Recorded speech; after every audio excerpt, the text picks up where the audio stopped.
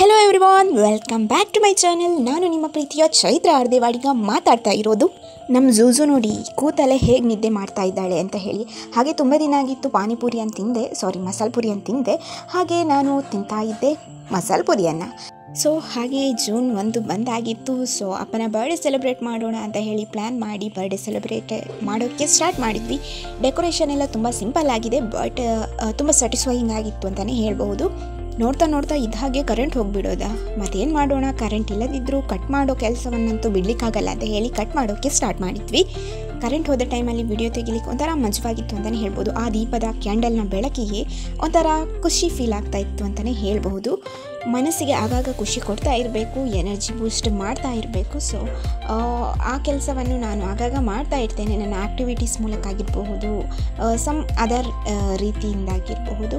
And ಅಷ್ಟೇ ಅಲ್ಲದೆ ಆಭರಣದಲ್ಲಿ cake ಕಟ್ಟಿದ್ರು. ನಾವು ಮನೆಯಲ್ಲಿ ಸೆಲೆಬ್ರೇಟ್ ಮಾಡಿ ಆದಮೇಲೆ ಸೀದಾ ನೆಕ್ಸ್ಟ್ ಡೇ ಅನಿಸುತ್ತೆ ಆಭರಣಕ್ಕೇನು ಹೋಗಿದ್ವಿ.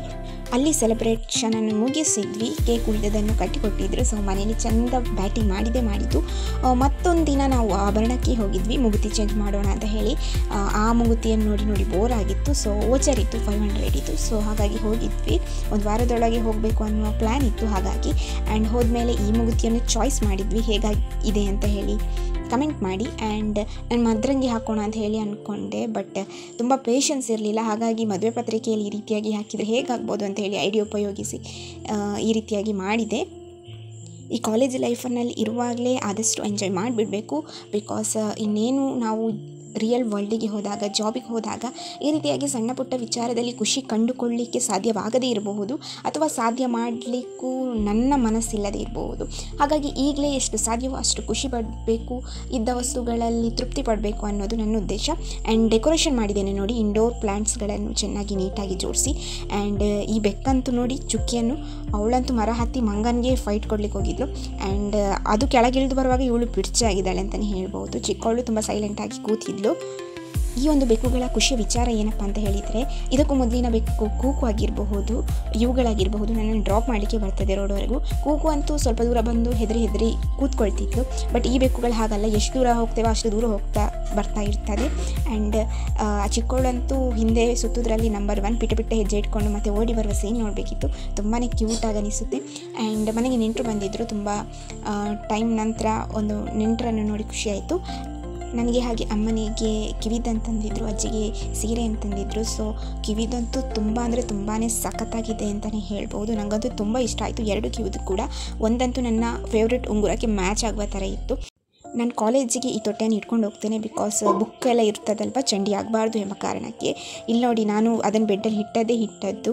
ಒಮ್ಮೆ ಚುಕ್ಕಿ ಅದರೊಳಗೆ ಹೋಗಿ ಕೂತ್ಕೊಳ್ಳೋದು, ಇವಳು ಹೊರಗಡೆ ನಿಂತು ನೋಡೋದು, ಮತ್ತೊಮ್ಮೆ ಇವಳು ಒಳಗಡೆ ಹೋಗಿ ಕೂತ್ಕೊಳ್ಳೋದು, ಚುಕ್ಕಿ ಹೊರಗಡೆ ನಿಂತು ನೋಡೋದು. ಇದೇ ಆಟ ಆಗ್ತಾಯಿತ್ತು ಅವರದು. ಆ್ಯಂಡ್ ತುಂಬಾ ಕ್ಯೂಟಾಗಿ ಕಾಣ್ತಾ ಇದ್ರು. ಒಂಥರ ಮಜಾ ಆಗ್ತಿತ್ತು ಅವರಿಬ್ಬರನ್ನು ನೋಡ್ತಾ ಇರಲಿಕ್ಕೆ. ಯಾರು ಎಷ್ಟು ಟೈಮ್ವರೆಗೆ ಇರ್ತಾರೋ ಏನೋ ಗೊತ್ತಿಲ್ಲ, ಬಟ್ ಇರುವ ಟೈಮ್ನಲ್ಲಿ ಅವರೊಂದಿಗೆ ಖುಷಿಯಾಗಿದ್ದರೆ ಅದೇ ಒಂದು ಪ್ಲಸ್ ಪಾಯಿಂಟ್ ಅಂತಲೇ ಹೇಳ್ಬೋದು.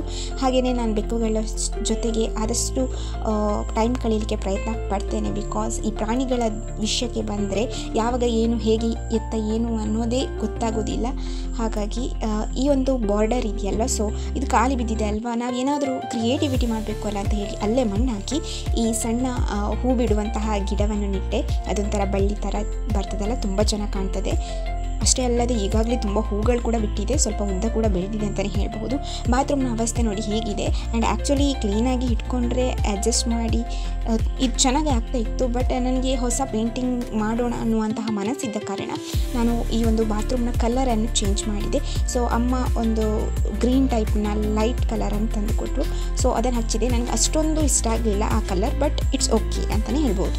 ಫೈನಲಿ ಡೋರಿಗೆ ಕೂಡ ಡಿಸೈನ್ ಮಾಡಿದೆ. And final thank you for watching.